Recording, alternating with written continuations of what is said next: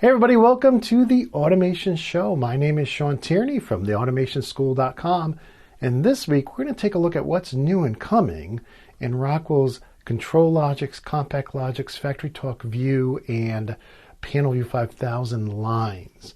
Now, if like me, you were not able to get away, if you're just too busy to get down to Automation Fair this year, you don't have to worry about it because Rockwell made all the presentations available free online. So we'll take a look at those two. And I've already blogged about them over at theautomationblog.com if you want to read a version of that. But before we dive into that, I do want to cover a couple of housekeeping things. The first thing is, if you tuned in at 1 p.m. Eastern and were expecting a live show and then you found the video just already done, that's my fault. We had a scheduling conflict here with the holiday party, so I just filmed the show early and uploaded it for 1 o'clock. So my apologies for not being live and being able to chat with you this week, but hope to be live again next week. So with that said, let's go over the PC. I guess a couple other things I want to mention before we get into our topic here. And one of the things is the sale on my courses. You can see here, I'm at theautomationblog.com. You can see this coupon over here. All the prices go up January 1st. So if you want to get in on that, go for it. There's also, if you go over to the Automation School and you sign up for my newsletter down here, I don't send many emails out. So it's like once a month or once every couple of weeks. You get 10% off. And you can always unsubscribe too. So if you just want to buy a single course. But now's the time because I have to raise the prices for next year for all the equipment we just purchased. That being said, I also wanted to talk about, I don't even have it up here. Let me go to Automation Q&A, and we'll go over to the Automation Forums, and let's take a look here. And you can see that we've had 10 people so far register for the raffle for the free ANC 100. That's the Data Highway Plus to Ethernet converter. They sent us, we have an old one that's in the box. If you haven't been keeping up, we got an old one that's in the box that we've never opened that we're giving away for free. You just have to be one of the first 25 people to post up here at theautomationforums.com. This is tied directly into the Automation blog, so it's kind of a rich editor that we can, have conversations, talk, share pictures and files and whatnot. But in any case, post in there if you want a chance to win it, and I'll ship it out to you if you win. Now, we're going to do the drawing the first week in January. That's the plan. And we're going to do it live on the show. So good luck to you if you post in now. I've had people post in other forms. No, you have to post in this particular topic right here. And you have to say, hey, I want to enter the drawing. Just don't post some random comment. In any case, let us know what you want to do. So by posting in here and saying, put us in the raffle, and you'll be included. So in any case, thanks to the great people over at Automation Networks for sending us those demos. We got one up there. I haven't wired it up yet, but it'll happen. It's a journey, not the destination. That's what I always say. So it'll happen. But in any case, now with that done, let's go over to AutomationFEAcom. That'll take you to this page. And if you come down here to Session Materials, that'll bring you here. And I just searched on what's new. And there's a lot of what's news, but we're going to focus on Logix and View. Because those are my two favorite. I'm a PLC HMI SCADA guy, mostly. That's what I do most. So that's what I'm interested in. Now, you may notice when we're doing things, it says company confidential. Well, it can't be too confidential if you're letting it be free for the entire world. So if you see that, no, I'm not sharing behind the scenes top secret stuff. Absolutely not. You just saw me. All this stuff is on the internet for the entire world to see. So it is not confidential anymore. Maybe it was right before Automation Fair, but hey, you put it on the internet, it's not confidential anymore, especially if you do it on purpose. So let's see here. Close this up. Let me get Acrobat up here, and we'll start with what's new in Logix. Now, I'm not going to stop in every slide. I'm going to really focus on what's interests me. But now that you know where to get this, you can look at the stuff that's interesting to you. But in any case, whoa, that went fast. So we got controllers, inputs, outputs, motion, and software. Okay, and we'll just go through here, and let's see. So this slide just says, look, if you got a real tiny, inexpensive system, we're promoting the Micro 800. And then if you have bigger systems, you can do compact control Logix. And then if you need really complicated triple redundancy, look at this stuff, advanced and trusted. Now, you probably already know there's an 870 out. It's a bigger 850. Okay, it can take more modules. No reason to, there's really not a whole bunch different between it and this. So, more memory, more I/O. So that's, we've talked about that in the past on the Automation Minute and on the blog, so I won't spend too much time on that. We got the 5370s, the 5380s. We did an unboxing on that on one of the automation shows. I really like the 5380. Very powerful unit. It's just amazing what it can do. I'm filming lessons for my Compact Basics, which you still can get in pre-order for another week or so at a great price if you know anybody who needs to learn compact Logix. But very powerful. And that kit we did, the Experience Kit, very good price. In any case, we'll go through there. Now this 5480, I don't know who they're targeting with that. The price on this is very high. You could even use a Rockwell HMI and a Rockwell industrial panel mount computer, or a Rockwell monitor and a panel mount computer, along with the compact Logix, much less expensive for this 5480. I don't know what market they're positioning this at, and I'm going to be honest here. Going all the way back to the 1771, they had in-chassis computers, and you know what? I've never found an application for it. I know there are applications that exist for them, and people use them. Why would they keep making them if they weren't? But general automation, general industrial automation, I've never seen the applications firsthand. I've been in thousands of plants. I've just never seen where somebody would use that. But in any case, I'm just throwing that out there because you probably, 99% of the people watching probably will never want or have a need for the 5480. So just keep that in mind. That is a compact Logix controller and PC all in one. Control Logix, 5570, 5580, this is all review. I think everybody knows this is what's out. And then they go to safety. If you don't know, they got a 5380 safety controller. Little bit of a niche, but growing more and more. I see more and more people using these. And of course, you get the new 5380 safety controller. It looks like phase introduction in 2019. The big news here on this slide, though, is safety modules for 1756. You see that? Those red modules? So that's new. You can see they're going to be phasing in this year. But, for somebody who wants to go 1756 all the way, that's going to be a good option. They have this. They have all these new things coming out. Here's Logix AI. AI is in the news everywhere. It's like hopefully we don't have some crazy AI take over the world like you see in science fiction and whatnot. But now Rockwell's on board with Logix AI. I'm going to skip that. This is, you can read the slide. It's not something that I think most people will run into. Again, more information on the 5480. We'll skip that. Now, I do love this slide, and this is worth getting and taking a picture of and, sharing with your colleagues, because it really compares all the 5370s and 5380s to show what they support. And I think it's one of the most helpful things in this presentation. But what a great, this is something you should maybe leave in your PLC folder in your My Docs, and you can refer to it when you need to. If you're wondering, I'm using an old Slick 500 as my footstool here. So, but again, you guys can look at that offline if you want. But yeah, very helpful. In fact, let's get rid of this thing. All right, let's look at I/O. These are all the I/O they have, right? And if we look here, this is the new stuff, the Flex 5000.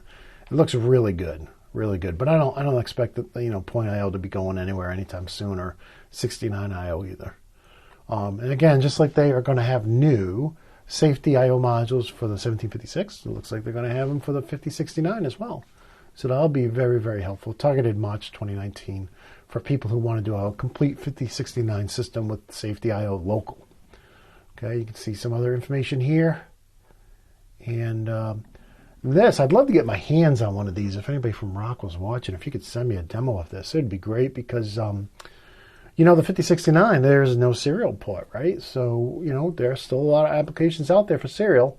And this says out of the box today, it supports generic ASCII and Modbus RTU. And Modbus ASCII, you don't see a lot of Modbus ASCII applications, but Modbus RTU is what you see most of out there, right? And that's great. I would love to try it out. Generic ASCII is, of course, so useful with so many different devices out there. Does not have DF1 or a DH45 currently. That's planned for the future. Hopefully it's a firmware, and hopefully it's not some crazy convoluted code you have to put together to get that. And they say they try to make it a common experience with the 1769 ASCII module, which is great. The more these things are alike, the easier it is for, to use one and another, right? And then you can see the Modbus. You can have up to 50 Modbus master commands per port, 30 entries of slave data. For most applications, that's probably going to be enough. Here we can see a review of all the 5069 compact I/O and what's available and what's coming. Of course, we can see the safety modules, but pretty full line. One of the things you'll know if you're using the 5069, I don't know if they have it in the next slide, no, is that, let me back up. No, they don't really have a good picture here. But you want to keep in mind that, it's a lot like Point.io in the fact that, it has a field power bus, okay? And if you need to change from or isolate the field power, or change from DC to AC or whatnot, you're going to want to get the FPD right here, field power distributors. So that breaks the field power bus and lets you start a new bus. You can do up to 31 modules, which is great, depending on the processor you get, right? The controller you get, which is great. But keep that in mind. I usually use just integrated architecture builder because with the 5069 too, it doesn't come with the terminal blocks. So it's always easy to forget that. That's kind of like 1756, right? So I use IAB. We've talked about that in the past. We've written articles on the blog. You can see how to use it up there too. But this is something else I'd love to try, the new Flex IO. I got some of the 1794 Flex here. Big fan of it, except for the terminal block to terminal block connectors. Those were pretty lousy, but this is 1 gigabit. That's another thing about the 5069, right? 1 gigabit Ethernet, right? So you can get some very, very high speed. I think somewhere here they say screw to screw under 400 milliseconds. I'm sorry, 400 microseconds. Just great. And they're going to be coming out with Safety IO for this line as well. So I don't know if these QR codes made it to the final products, but I think that's a great idea just to be able to hit it with your camera and then, get the manual to pop up, especially the wiring diagrams. But I definitely like this design, vertical, horizontal, however you want to mount it. So good stuff. Looks like they got some extreme version here too, if you need the extra wide temperature range. They got the, you get your standard RJ45. I think what's new here is the SFP adapter. So if you want to use your, fiber optics in a transceiver, you can stick it right in there. Okay, so here's kind of a review of all their Flex IO. Not Flex 5000 IO. Now, not a lot of this was announced at the show. A lot of this came out during the year, so not a lot of brand new, surprises at the show. But if you haven't been keeping up, right? If you don't, like I'm reading this stuff, trying to read this stuff every few days, trying to check up, see what's new, then this kind of boils down the whole year for you in just one great presentation, which is nice. So IO Link, another very cool thing. We're not going to go into that. Don't have a lot of. I actually have some Armor Block and some, Armor IO here, but we're going to skip that. That's not.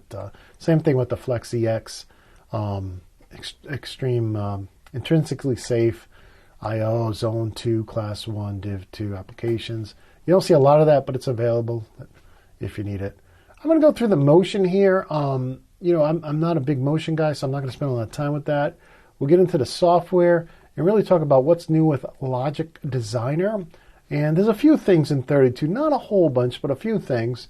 Let's first talk about extended data types. This I imagine is going to be extremely helpful for anybody doing a lot of math. But basically, you get a 64-bit new data type so that you can do full-blown 64-bit math. And you can see here they're doing an unsigned short integer, unsigned double integer, unsigned integer, unsigned long integer, long real number, and long integer. So having, these last three are well, I guess the unsigned double integer too. So having all these different options, really good, and it's very helpful. A lot of, you don't see a lot of unsigned. Haven't seen a lot of unsigned really since the PLC 5 days, right? So something we didn't really see a lot of since way back when. In any case, we have the Elan Management. Now, this is for, that new feature that came out in 31, I believe. You're seeing this is really tying that together. With addition to, so you don't need to have alarm instructions anymore in 31. They have these Logix alarms that you can just create. They don't use gobs and gobs of memory like the old alarm instructions did. Try to put a few of those in my L16, man, I almost ran out of memory. They take up a lot of memory. So with the new alarms that came out in 31, it's really flexible. Again, it only supports the newer controllers, but it's very flexible. And now here they're adding some management features to it, and I especially like the ASO instruction here, where you can issue a specific operation like acknowledge. So you can acknowledge a whole group of alarms right in the controller. You know what I'm saying? So I think that's very cool. And how would you do that before? I mean, I don't know of an easy way without writing some code to do that. But now we have one instruction that can, hey, based on that code going true or being enabled, we can acknowledge a whole group of alarms. You also got reset, enabled, disabled. You can see it here. But I think that's the thing I'm most looking forward to. And this is all supposed to tie into with the panel view 5000s. So now the function blocks, these are cool. Unfortunately, this is only for the 80 processors, okay? So you guys with the 5370s or the 5570s, I have both here in the office, we can't use this. Kind of sad. But if you do have 880, a 5380 or a 5580, you'll be able to use these new FBD functions, or function block functions. And these are cool. First of all, they look simpler, right? So look at this is addition, right? This is really kind of big and bulky, and it has like a backing tag it needs just to do its little add. But here it's just a plus sign, and it does what it does, and it takes up a lot less space, and it's a lot, I think, clearer and easier to read. So these are very cool. Glad they're doing it. Wish they could have put support in the 70 series, because it would have been really cool. But in any case, let's keep on going here. There's a lot in here about digital engineering, automation, ML, E-plan. I'm not going to go into any of that. That's not, kind of entry-level stuff or kind of intermediate-level stuff that, new people to automation are going to be learning. So I'm just going to keep on going here. Talking about the new Control Flash Plus functionality. This is actually pretty good. So they've done a brand new UI, right? And you can read the slide here, but just a lot of very good features that they've added to it. And it can coexist with the old Control Flash. That's important, right? Because, what if you could put the new stuff in, then you realize, hey, it doesn't work as intended, right? You need to have access to the old one. So this is free of charge. I haven't tried it yet myself, but just looking at all the advantages here of what you can do versus what we had in the old system, it's definitely worth trying out. It's free, and there's a new version coming out. And what they're going to do is they're going to integrate the product compatibility and download center, basically where you get all the firmware typically. And that's going to be cool. So if you can go right there and grab it without having to go search for it, if the tool can actually go right there and, with all this additional information, that's going to be very helpful. That's targeted at the end of the year. I haven't seen if that's out yet or not. Okay, so here's all the related sessions. Most of this you'll find, last time I checked, none of the labs were up there. The actual lab manuals, like you see at TechEd, where they share the lab manuals. They could have put them up there by now. Last time I checked, it was just a presentation prior to the labs, but not the actual hands-on lab manuals. I don't know why they would publish them for TechEd and not for AutomationFEAcom. It's typically not something you can learn to train yourself, because you have to have their equipment. You have to have their exact set of equipment to be able to go through their lab. So it's not like they're giving away the farm by giving those out. Okay, so that's it. That's what's new with Logix. Now let's see what's new with View. Okay, and the same thing. We're just going to stick to some of the highlights. We're not going to go through, we're not going to go through Thin Manager or all of Rockwell's different industrial computers. But I do want to talk about the panel views, the HMIs and FactoryTalk View. So let's start here with the 5510 and 5310. We got a trade-in coming in. I can't wait to get it for our old original Panel View 5000. So Rockwell lets you trade up for your Panel View 5000 to the, I guess the Panel View 5500 to the 5510. They're doing a trade-in program. The old one has to get destroyed, and then they give you a replacement. So that's very cool.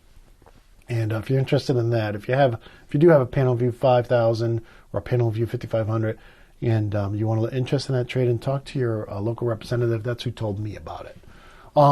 In any case, the 5510 is new. It's a modern design, better processor inside, so it's going to be able to run faster and do new things. And the 5510, it's kind of like the performance version of the Panel View Plus 7, where it's really designed for the larger applications.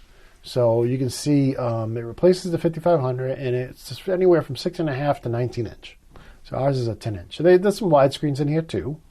There is an option to get keypads. Now I know most people use touchscreens, but if you have to have a keypad, they say that some of these models do come in keypad versions. You can see here the industrial processor, or it's only 1.6 gigahertz dual core, so that's pretty far behind the curve. But typically these are extra hardened because they're for the wider range and they're used in the industrial system. Only runs version 4 and newer. Now, if you haven't been using View Designer that comes in Studio 5000, most people haven't, so this is not going to be a big deal. But if you're stuck on version 3, then you wouldn't want to use this unit. It does have the dual Ethernet ports in the back, so you can either daisy chain or do a DLR with it, but it's one IP address, so keep that in mind. And they're all DC power according to Rockwell here. Now, let me minimize this. You can see they're just, they're continually working on the software to make it easier, and there are some great features of it in it, but in any case, you want to play with it, go right ahead. It's cool stuff. I'm probably going to add some lessons to my Control Logix course and Compact Logix course on this, but again, as well as Panel View Plus 7 lessons as well, just to cover both. So here you can see the alarm report. It's time-stamped in order, even if communications are interrupted, because it's using, the controller for that. So we're not going to go through all of this. Just this comparison chart is really good, though. You can see the 5310. This is for smaller applications. This is more like your Panel View Plus 7 standard or your Panel View Plus 6 compact, meaning this only supports one PLC. Okay? So where the Panel View 5510 supports up to 4 in version 5. Keep that in mind. If you were going to use one of these with version 4, it's still only one PLC. Until you get to version 5, it gets 4 PLCs. Now, if you compare the prices of these to the Panel View Plus 7, I think you're going to find the Panel View Plus 7 is a much better deal for functionality. Bang for your buck. The Panel View Plus 7, we were talking about this on LinkedIn. And feel free, if you watch the show, feel free to hit me up on LinkedIn. You can find links to all my social media over at theautomationblog.com. But I'm also Mr. M.R. Shawn Tierney on LinkedIn. So feel free to connect with me there. I got, thousands of colleagues out there. We've been talking about everything from automating our Christmas lights to what else were we talking? Oh, we were talking about one of the automation guys retrofitted, I forget what he was using, a Pi or something, or a Raspberry Pi or something, and was doing some classic video games. So we were talking about Mario and Nintendo and all that. So feel free to connect with me up at LinkedIn. I'd be more than happy to connect with you guys. In any case, the big difference here is the 5310, one Ethernet port, one controller. The 5510, 4 controllers in version 5, dual Ethernet ports, and of course there's more different models. There's a keypad version, etc. The other thing I need to note about these two products is they only work with the 5370, or should say the 70s and 80s, okay? The 5X70s and the 5X80s, okay? They will not work with your L35s. They will not work with your L6s. They will not, as far as I know, they won't work with your Slicks, your PLC5s, any of that, right? Nice thing about the PanelView Plus 7, it just supports everything, right? Except for serial. There's no serial port on those models. And rumor has it that the PanelView Plus 6 will only has a couple of years left. So, which kind of makes sense. It's been out forever. But the PanelView Plus 6, we have one that we use in our training. PanelView Plus 6 is nice because it has that serial port, right? And you can put the card on the back. I mean, you can't do the remote I/O anymore, thank goodness. But you can still do your Data Highway Plus. As a matter of fact, I think the one behind me, that little 7-inch, I put the RN, I think it's the RN1. I put that on there so I can do Data Highway Plus Remote I/O, DH485. But yeah, don't even ask me about Remote I/O. I went through that. That's painful. But went through that like 100 times with people. So no more. That and interchange, I will not touch, no matter how many times you ask. I will not touch interchange, and I will not touch PCMK cards on DOS or remote I/O on the PanelView, on the PanelView Plus rather.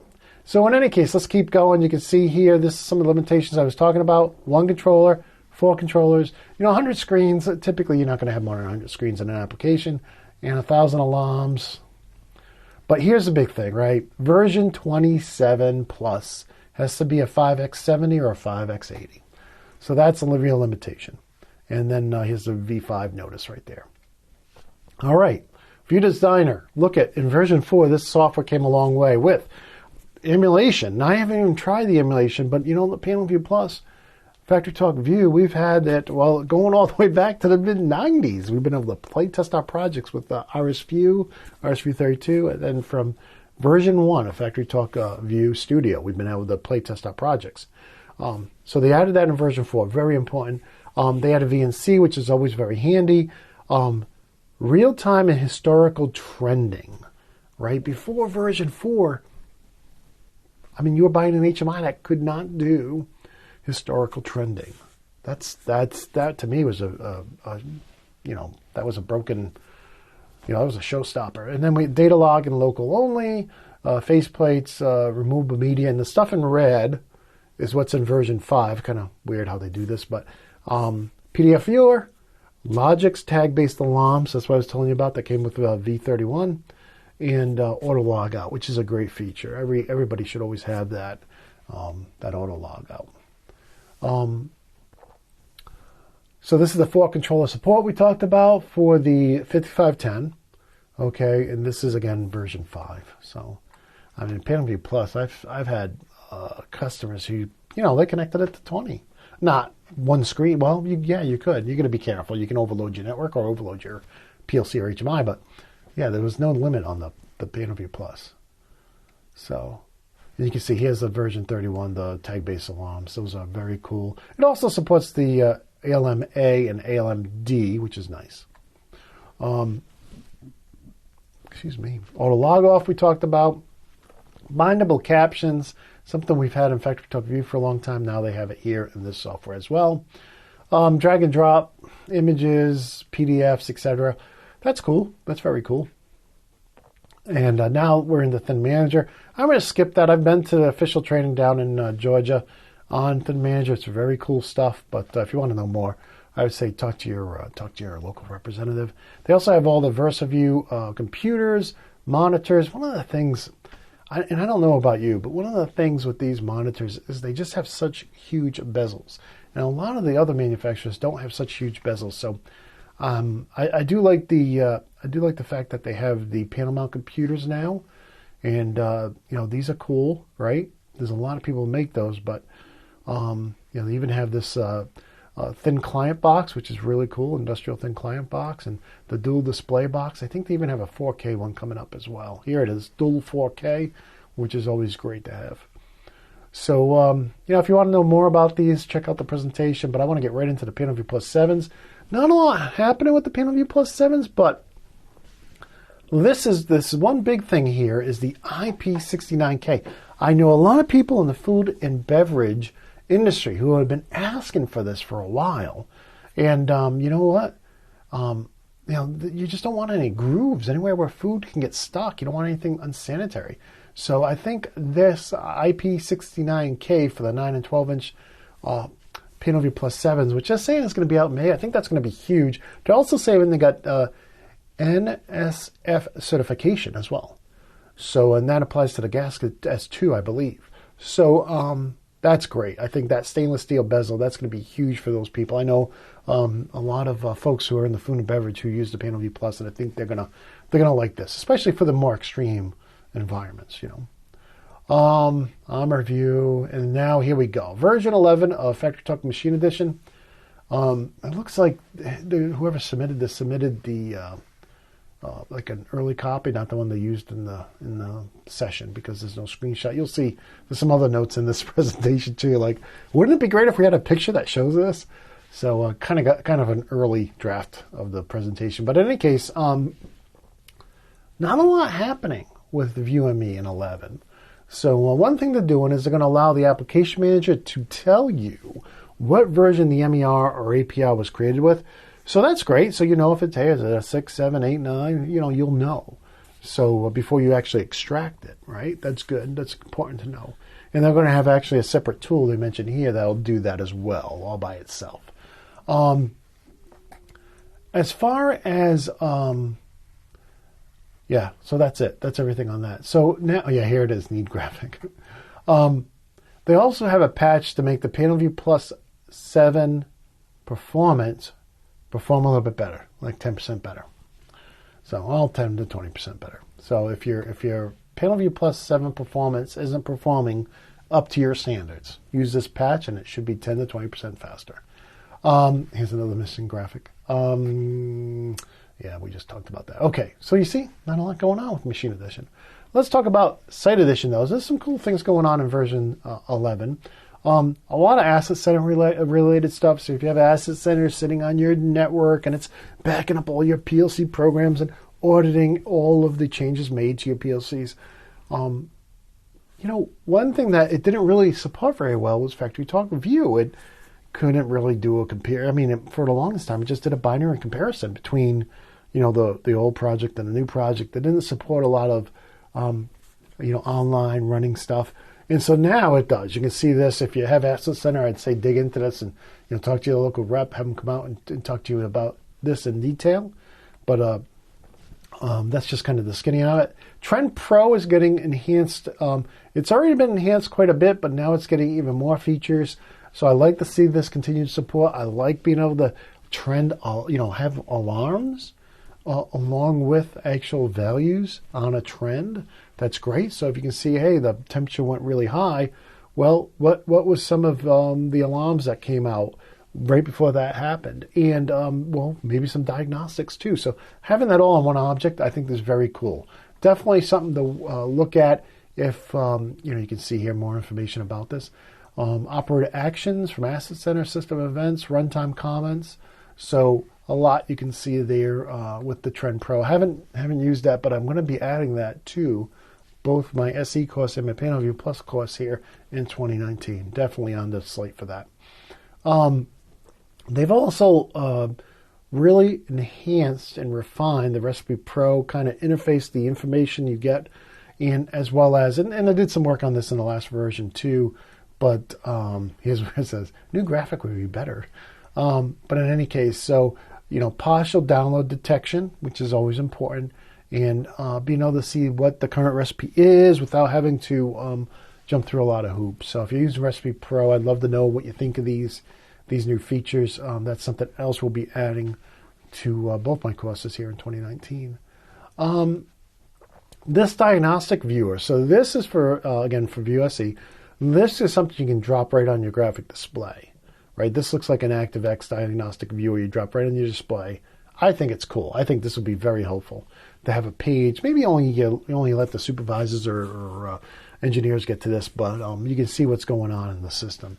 And it really helps eliminate the need to have the diagnostic bar or the activity bar, we used to call it, on the bottom of the client, which is usually I have to leave that on because I want to know what's working when I'm doing development. I want to know what's happening, what's not happening. So now I can just have a diagnostics page. and put this on there. So looking forward to trying that out. Enhanced e-signature options. This is always good because, 21 CFR Part 11 is such a huge thing. And this even pertains to food and beverage in many cases as well.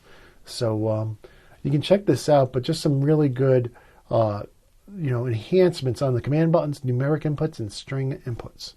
So good to see them working on that. Now, this is one I'm excited about, and probably the biggest one for me in View SC 11 is access to the tag database from VBA, right? So back in View 32, the VBA ran on the server. It was server-side VBA. In View SC, it all runs on the client. It's actually on the displays, the graphic displays themselves. But one of the things we've had to do, and I was just consulting with a company last week, and we were going through this, is that today we have to put an object on the display, and have that object read the tag value, and then in VBA we read what the object's value is. So it's kind of convoluted. We're kind of going through a middleman to get any information we need. And so while it does work, what if you didn't actually want to display the tag value? You could put the object off the screen or make it invisible, but it's kind of clunky. So getting the ability to actually access the tag database, not that you're going to have a lot of HMI tags, right? So this applies to the HMI Tag Database. But if a lot of times you'll have memory tags. You'll create your own tags in the HMI Tag Database that you don't have in the controller. That a lot of times the person working on the SCADA didn't write the controller program, so he's going to create his own tags to do things inside of Factory Talk View SC. We actually do this in my course, my View SC course. So in any case, having direct access to those the HMI Tag Database is very cool. So I'm excited about this. This also means that if you're importing anything from RSV 32 with VBA in it, then you'll be able to reuse more code. Again, this is on the displays. This isn't server-side, which would be really cool as well. But I'm looking forward to this. I'm really a big fan of VBA. That's something else we'll be adding to the View SE course. Anybody who purchases the View SE course, you're going to get all the upgrades. There's no standard version of my View SE course today. So if you buy the View SE course today, you're going to get all future upgrades free of charge. In any case, let's keep on going here. Oh, this is one of my favorites. We finally get the event part of alarm and events. Now, I'm being a little cheeky here, but since Factory Talk alarm events came out, it was only alarms. There were no events. So now we're finally getting the event side, which is great. It always confused me because the event side is the simplest one to do. But and you can see here, these are just they're just events with a severity of 0. Right? So, in any case, I'm glad they're adding that in. It really kind of fills out alarm and events by giving us events. And, it's good stuff. Good stuff. Opens up a lot of new things you can do now with it. In the past, when we had to do events with the alarming system, what we'd really end up doing is we'd choose one of the severities to be our events. But still, it would, you'd have to filter out all your objects. You'd have to filter that out. So this is much better. So kudos to them. Really appreciate them putting that in there. This may be the last slide. Let's see. No, got a couple more. So this was a long time coming, right? But they're retiring their, in version 11, you will no longer be able to use HMI tag alarms. Now, I'm not sad to see this go. Now, we cover both in my course. We cover both HMI tag alarms, in fact, took alarm and events. The HMI tag alarms, the graphics, the interface for that, they're just old. I mean, they're from RSV 32 in the mid 90s, right? They're very old, clunky looking. We dress them up a little bit in my course, but overall they're pretty clunky looking. So I'm not sad to see this go. They do have a converter. Thank you, Rockwell, for coming out with the converter long before you actually disabled this feature. So the converter, to convert your HMI tag alarms to Factory Talk alarm and event alarms, you used to be able to get it from the knowledge base. Now it'll be installed with version 11. That's what they're saying. So when version 11 comes out. So haven't tried that. We'll be trying that and to see how it works. But really not sad to see that go. But you need to know. You need to know if you're using a lot of HMI tag alarms. You got to know about that. Viewpoint, they're continuing to support this with new features and additions. And I'm really glad in our course we convert our project to Viewpoint, and we definitely see some of the trending stuff, doesn't really transfer very well. So having more support for that, especially with alarm and events, is very helpful. So you can see here the mobile alarm summary, which is great. Okay, a lot of that stuff did not work in the previous version, version 10 or version 9. I think these versions come out so fast. But in any case, let's keep going here. So more factory talking alarm and events. Yeah, and of course, the course is version 9. So a lot of this stuff didn't work. 11 is not even out yet, so 10's new. When I started filming the course, I think it was January, 10 wasn't out, so that's why we did the course in 9. But in any case, that's it. So that's it. So that's everything that's new from AutomationFEAcom in Control Logix, Compact Logix, Factory Talk View. If you know of something that I didn't cover, something new, maybe you've heard something, please, drop me a message, get in contact with me. I'd love to know. Whenever we post any information on the blog that somebody's provided, we always give you kudos, and we appreciate the tips. With that, let's see what else. I do hope to be live next week. That's the plan. 1 p.m. Eastern. That's what we're going to keep trying to do that every Friday. And just want to remind you to enter the drawing. We talked about it at the beginning of the show. You're going to go to AutomationForums.com and post that you want to enter the drawing in that Data Highway Plus to Ethernet topic. If you know anybody who wants training, the sales, the countdown's on, right? So today is the 14th. Happy birthday to my oldest daughter. Today's her birthday. You got 16 more days. So if you know anybody looking for introductory training, tell them that up there. If somebody buys a standard course and they want to go to the extended course, it's the difference in price. So if they pay $50 to get the standard and then they want to go to the $100 course, it's only a $50 upgrade charge. So that's always good too. They can start out small and move up. If you're a vendor out there, you want to send us some hardware like the good people over at RTA did and the good people over at Automation Networks did, you want us to try it out on the show, send us a loaner. We'd love to try it out. We're actually adding lessons to our courses as well as the free videos we did on the Automation Show on these products, so our students will can get in there and learn how to do them as well. And with that, I think that's it. I just want to wish everybody a happy holidays. Be safe out there. I know it's kind of snowy out today here up in the Berkshires, but just have a great holiday season. If you have somebody special you need to get out and shop for, get it done. I still haven't done my shopping yet, and we're running out of time, folks. We're down to 11 days, so. Christmas is right around the corner, so don't forget to get your shopping done. And please hook up with me on LinkedIn, Mr. Shawn Tierney, over at the Automation blog, the Automation forums. And with that, I think we're all done. So until next time, my friends, peace.